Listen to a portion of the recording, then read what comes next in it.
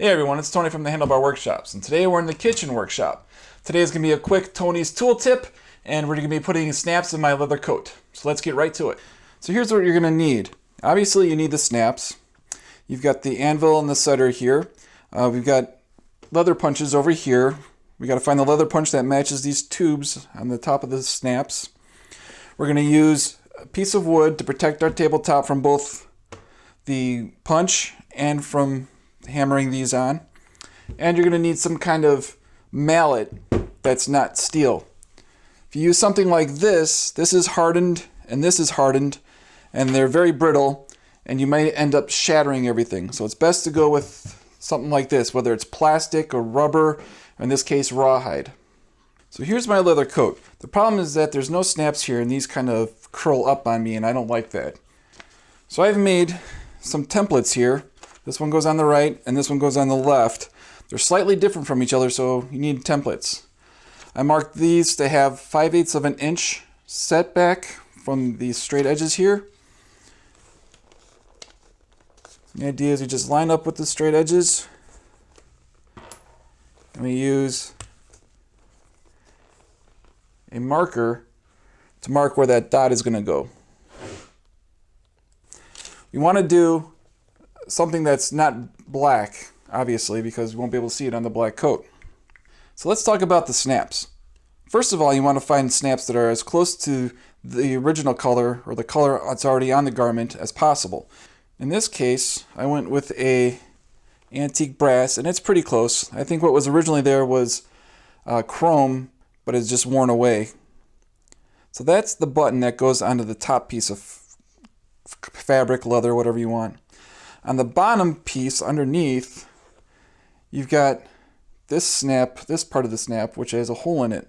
So we're going to put that where you're not going to see it. The cup part of the snap goes onto the button, and the inside piece goes on the bottom. So I kind of have them paired up here. So now I want to find a leather punch that's just about the right size as that tube for the button and for the bottom piece. And this one's pretty close. It's maybe slightly too small, just barely, which is good because then it'll give us a nice tight fit around the tube. So now we're going to take the piece that we want to put a hole in and put a piece of wood underneath it to protect the countertop and to protect the garment underneath. And we're going to put the leather punch right on top of that dot that we got from the pattern. We're going to take a non-metallic hammer or mallet.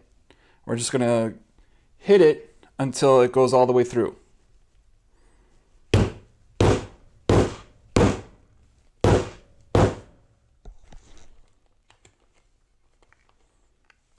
And we're through.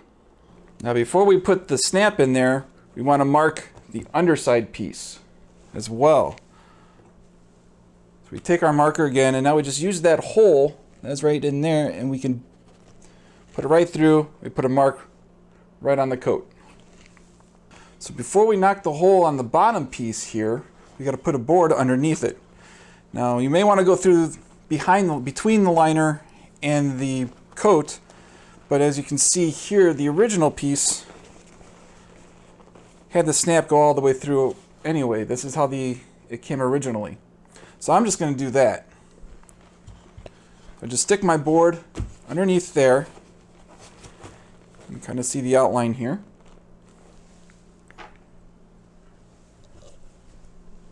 I take my leather punch, put it right on the dot, and whack it a couple times.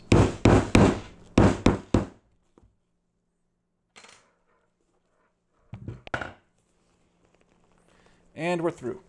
Since we got the board down there already, we're going to do the underside piece first.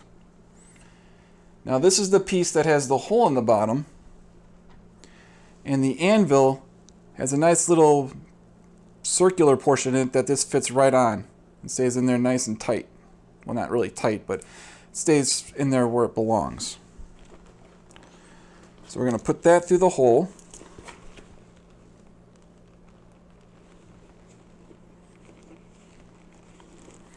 And it's protruding through the hole here, and I still got the anvil underneath it. I'm holding the anvil through and I'm putting it on the wood. Now we're going to take this piece here, the bottom piece, we're going to put it right over the top of that tube. So we're going to take the bottom part of the snap and put it over that tube. So the setter, you can see, has a little thing on the top here, and that's going to help push that tube flat and lock it in. So that's going to go right on the tube, and there's a little part here that slides up and down to keep it in where it belongs. So push that up, get that right in there. Again, using the mallet, not a steel hammer, we're going to whack it a few times. As you can see, there's still some movement there. So keeping it on the anvil, get the setter in here.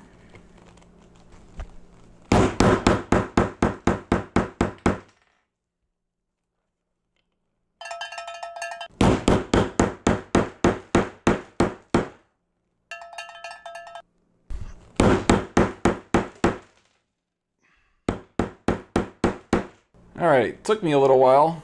Lots of hard hitting, but they're tight. So now we can move on to the actual lapel. Here we got to make sure that the cup side of the snap is on this side of the lapel so that it snaps in with the snap down here. And the button side goes on this side because this is where we're going to see it, and that's where it's going to look cool.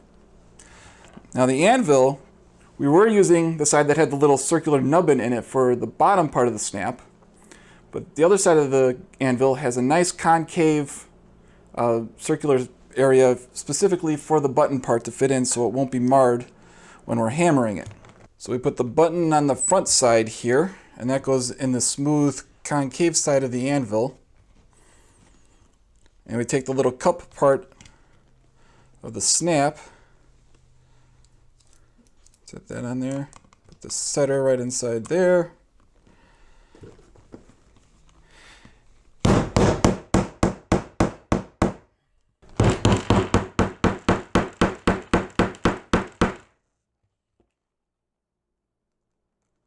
Nice and tight. Now I can snap that right down. That side's done. Now I just got to do the other side.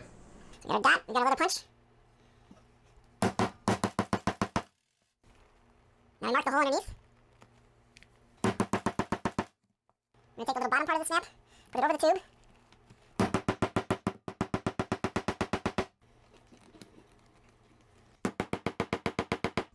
So here's the final result. You can see everything's laying nice and flat. They even match pretty well. So I hope this video helped somebody. If you like the content, think about giving me a thumbs up and maybe subscribing to see more content like this. And if you know anyone who's in this kind of stuff, maybe share it with them. It all helps the channel. So thank you for watching, and I'll see you in the next one.